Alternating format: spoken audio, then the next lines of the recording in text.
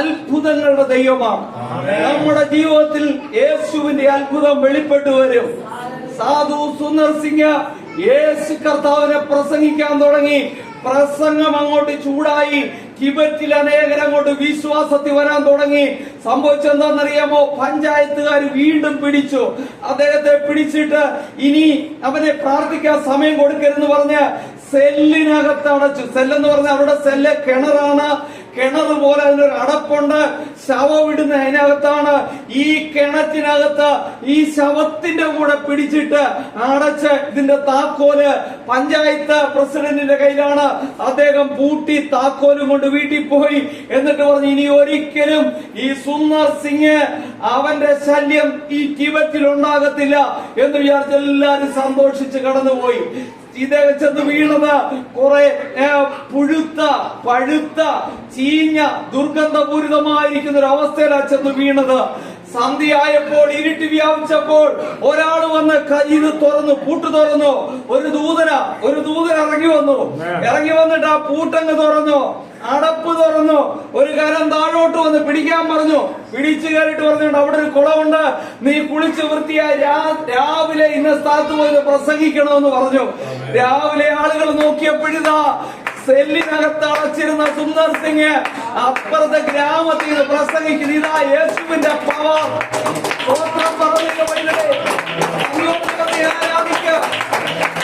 യേശു അത്ഭുതങ്ങളുടെ ദൈവമാണ്.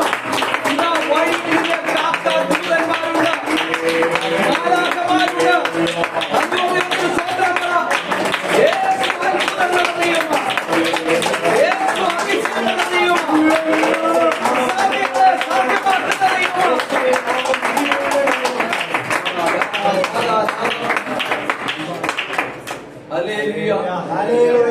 ലാസർ ദരിദ്രനാണ്. ലാസർ ഒരു ധനവാന്റെ പടിപ്പുരയ്ക്ക് കഴിഞ്ഞവനാണ്. ലാസർ ഈ ധനവാൻ മരിച്ചപ്പോൾ ആഹാരമില്ലാതെ പട്ടിണി കിടന്ന് മരിച്ചപ്പോൾ എല്ലാരും വിചാരിച്ചു, അയ്യോ ഇവനെ നോക്കാൻ ആരുമില്ലല്ലോ എന്നൊക്കെ ചിന്തിച്ച് ആളുകള് എല്ലാരും കൂടി വന്നപ്പോൾ എന്താ സംഭവിച്ചെന്നറിയാമോ? ലാസർ മരിച്ചപ്പോൾ 2 ദൂതന്മാർ ഇറങ്ങി വന്നു. ഒരു സ്തോത്രം പറഞ്ഞേ. എത്ര ദൂതന്മാരാ? 2 ദൂതന്മാർ ഇടത്തും വലത്തും നിന്നിട്ട് അവരങ്ങനെ എടുത്തുകൊണ്ടുപോയി. ഹല്ലേലൂയ. അബ്രഹാമിന്റെ മടി കൊണ്ടിരുത്തി. സ്തോത്രം. ഒരു സ്തോത്രം പറ ദൈവമേ. സ്തോത്രം പറ. മരിച്ചാലും ദൂതന്മാർ വിടത്തില്ല. ഹല്ലേലൂയ. നിന്നെ കാക്കുവാൻ ദൂതന്മാരുണ്ട്. അങ്ങോട്ട് സ്തോത്രം പറ.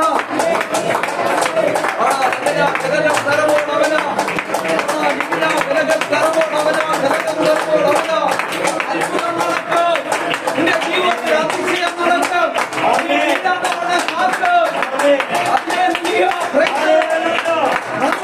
ആരാധിക്കുക, ഏൽപ്പിച്ചോട്.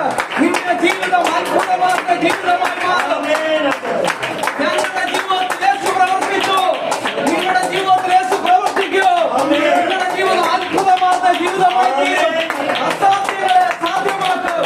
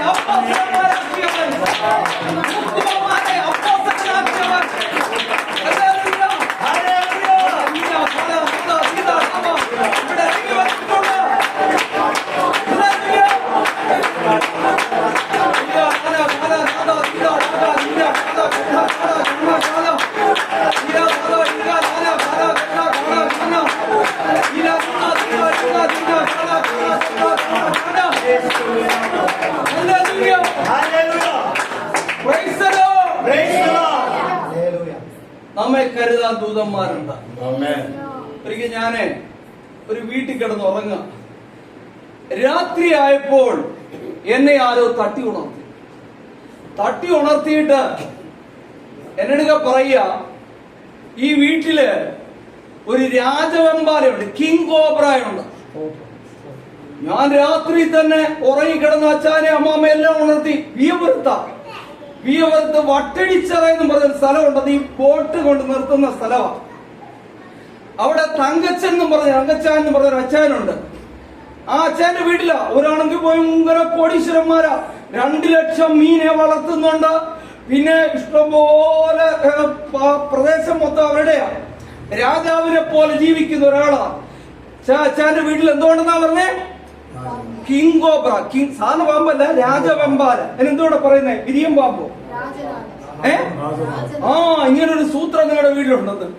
ഞാൻ പ്രാർത്ഥനയെ കഴിഞ്ഞ് രാവിലെ നേരം വിളിച്ച് കുളിച്ചൊരുങ്ങി ഇറങ്ങാൻ നേരത്തെ അച്ഛനെ എടുത്ത് ചോദിക്കുക, പിന്നെ പാസ് എവിടെ പോവാന്ന്. ഞാൻ പറഞ്ഞു വീട്ടിൽ പോവാ. പാസ് ഇന്നലെ പറഞ്ഞില്ലയോ ഇവിടെ കിങ് കോബ്ര ഉണ്ടെന്ന്, അതിനെ പിടിച്ചങ്ങോട്ട് പോയാ മതി. എന്ത് ചെയ്യണം മമ്മ? കിങ് കോബ്രയെ പിടിച്ചങ്ങോട്ട് പോയാ മതി. ഞാനിരുന്നപ്പോ എനിക്ക് രാവിലെ ബ്രേക്ക്ഫാസ്റ്റ് ഒക്കെ തരിക. അപ്പോഴെനിക്ക് മനസ്സിലായി പിണക്കമൊന്നുമില്ല. അവര് യാക്കോബക്കാരാ.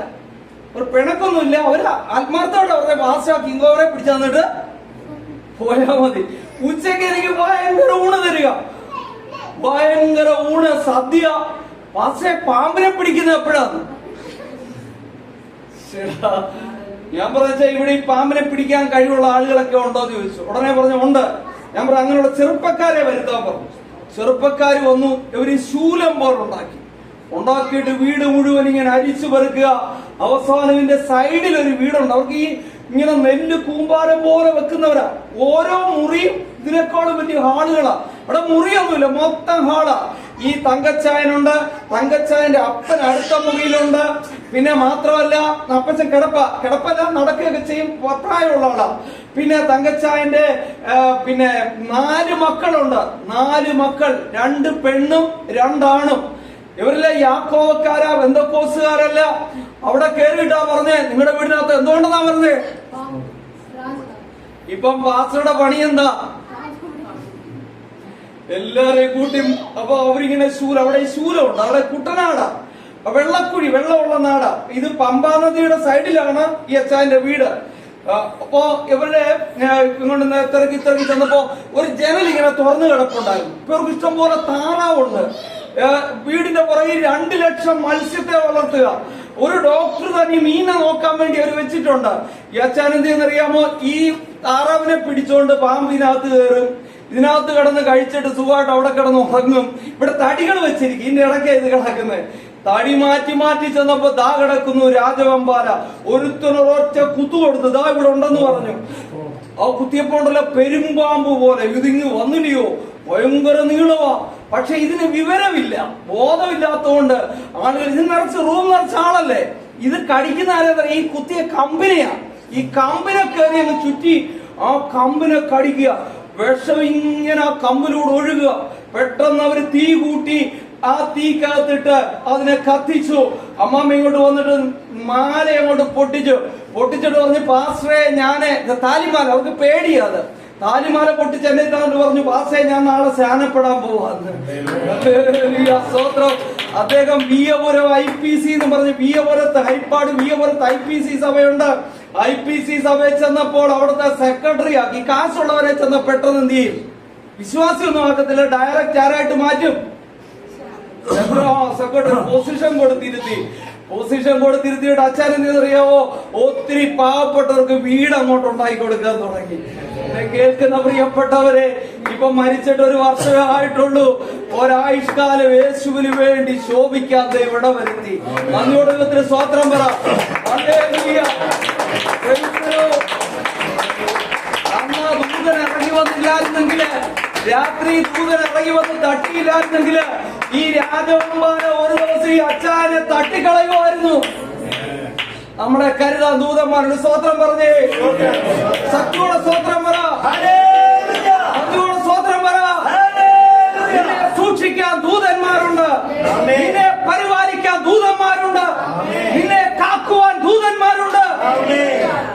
ഞങ്ങളുടെ നാട്ടിൽ ഭരണിക്കാവ് എന്ന് പറഞ്ഞൊരു സ്ഥലമുണ്ട്. ഭരണിക്കാവ്, കായംകുളത്ത് കറ്റാനത്തിനടുത്ത് ഭരണിക്കാവ്.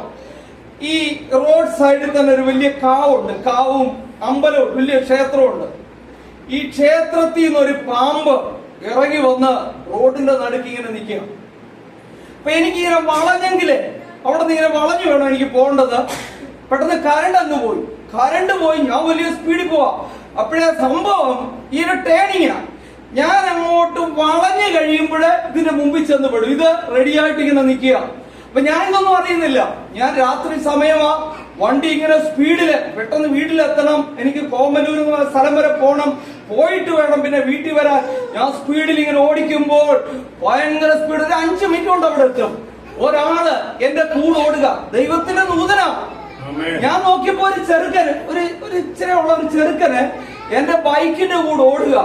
ഓടി വന്നിട്ട് എന്റെ അടുക്ക പറയുക, പാസ്റ്ററെ അങ്ങോട്ട് തിരിയരുത്, അങ്ങോട്ട് തിരിഞ്ഞാൽ അവിടെ ഒരു വലിയ സർപ്പം ഇങ്ങനെ എഴുന്നേറ്റ് പട്ടി വിരിച്ച് നിൽക്കുന്നുണ്ട്, അതുകൊണ്ട് അങ്ങോട്ട് തിരിക്കരുത്, നേരെ പോണമെന്ന്. അപ്പൊ എനിക്ക് പെട്ടെന്ന് ചിന്ത വന്നു, ഇവിടെ സർപ്പം അങ്ങനെ റോഡിന്റെ നടുക്കിറങ്ങി നിൽക്കുവോ? എന്തായാലും കൊച്ചൻ പറഞ്ഞതല്ലയോ, ഞാൻ എന്തായാലും തിരിക്കുന്നില്ലെന്ന് പറഞ്ഞ നേരെ പോയിട്ട് വണ്ടി തിരിച്ച് ലൈറ്റ് അടിച്ച് നോക്കിയപ്പോഴും ആളിങ്ങനെ നിൽക്കുക, പത്തി വിരിച്ച് പൊങ്ങി നിൽക്കുക. പക്ഷേ കണക്കൂട്ടൽ തെറ്റിപ്പോയി, ദൂതൻ ഇറങ്ങി വന്നു. സ്വോത്രം, ശക്തിയോടെ സ്വോത്രം പറ, ശക്തിയോടെ സ്വോത്രം പറഞ്ഞു. നിന്നെ രക്ഷിക്കാൻ ദൂതന്മാരുണ്ട്. ഞാൻ പറഞ്ഞു പോടാം പിശാചേന്ന് പറഞ്ഞു, വഴിന്ന് മാറിപ്പോടാന്ന് പറഞ്ഞു. ഉടൻ തന്നെ പത്തി താത്തു അടുത്ത കാവ, ആ കാവിലോട്ട് കേറിപ്പോന്നതിന് മുമ്പ് അതിന്റെ സൈഡിൽ കൂടെ ഞാൻ വണ്ടി ഓടിച്ചിങ്ങ് പോന്നു. എന്നെ കേൾക്കുന്ന പ്രിയപ്പെട്ടവരെ, പിന്നെ ഞാൻ ചിന്തിച്ചത്, ബൈക്കിന്റെ കൂടെ ഒരു ചെറുക്കൻ ഓടാൻ പറ്റുമോ? സ്പീഡിൽ പോന്ന ബൈക്കിന്റെ കൂടെ ചെറുക്കൻ ഓടാൻ പറ്റുമോ? ഇനി അഥവാ അവൻ ഓടിയ കാര്യം പറഞ്ഞാൽ നമുക്ക് വല്ല മനസ്സിലായി, ഹെൽമെറ്റ് വരെ ഇരിക്കുക. എന്തായാലും പിടികിട്ടുവോ? പറ. ഇല്ല. ഇതാരെന്നറിയാവോ? ദൈവത്തിന്റെ ദൂതൻ നിന്നെ വഴിയിൽ കാക്കാൻ. സ്വോത്രം. ദൈവമേ, നിന്റെ കാൽ കല്ലിൽ തട്ടത്തില്ല. സ്വോത്രം പറ.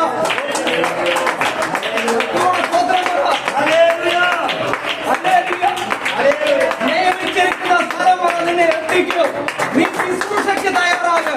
നീ യേശുവിന്റെ നാമം കയ്യിലെടുക്ക്.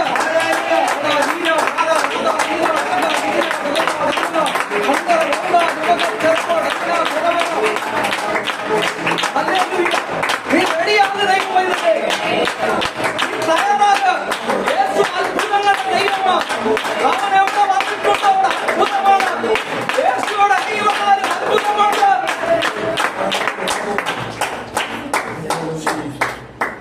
ഒരു ചെറുപ്പക്കാരൻ 40 വയസ്സുണ്ട്.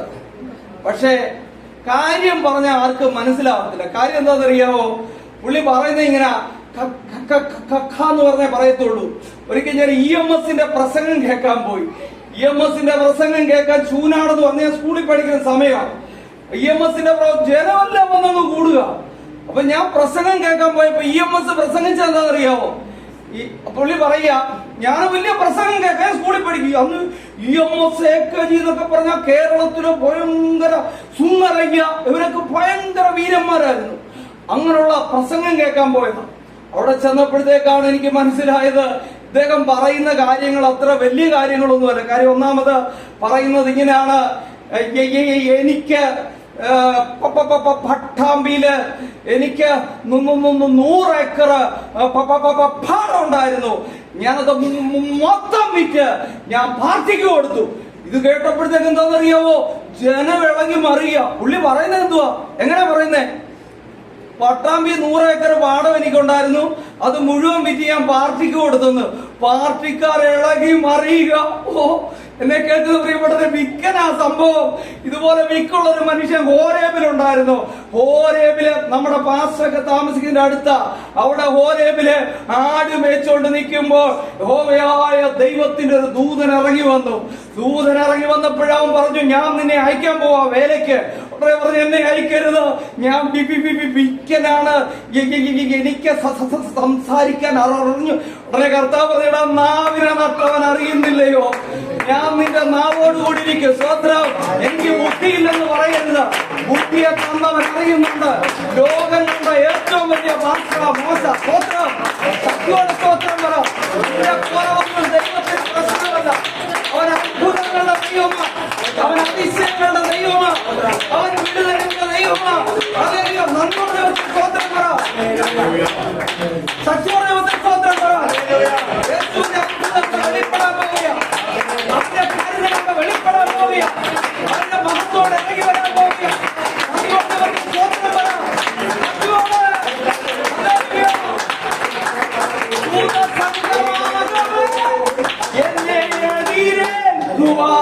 സാദാ സന്നദ്ധരായി നീടും ശുഭ്രവസ്ത്രധാരിയ എന്റെ പ്രിയന്റെ മുന്നിൽ ഹല്ലേലൂയ പാടിടും ഞാൻ. ശുഭ്രവസ്ത്രധാരിയ എന്റെ പ്രിയന്റെ മുന്നിൽ ഹല്ലേലൂയ പാടിടും ഞാൻ. പേർക്കായി സേവ ചെയ്ത നാഥൻ എന്നെ മാനിക്കുവാനായി.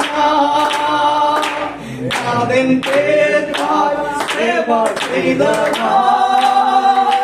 നാഥൻ എന്നെ മാനിക്കുവാനായി. തരുമോരോരോ ബഹുമാനങ്ങൾ ഇളങ്ങിടും കിരീടന്റെ നന്ദിയോട് സ്വതന്ത്രം പറ. ദൈവം തരുന്ന അനുഗ്രഹങ്ങൾ നന്ദിയോട് സ്വതന്ത്രം പറ. തരും കർത്താവ് തരുമെന്ന്. തരുമോരോരോ ബഹുമാനങ്ങൾ ഇളങ്ങിടും കിരീടങ്ങളായി. ഭൂതസംഘം ആകുമേ എന്നെ എതിരേൽക്കുവാൻ സദാ സന്നദ്ധനായി.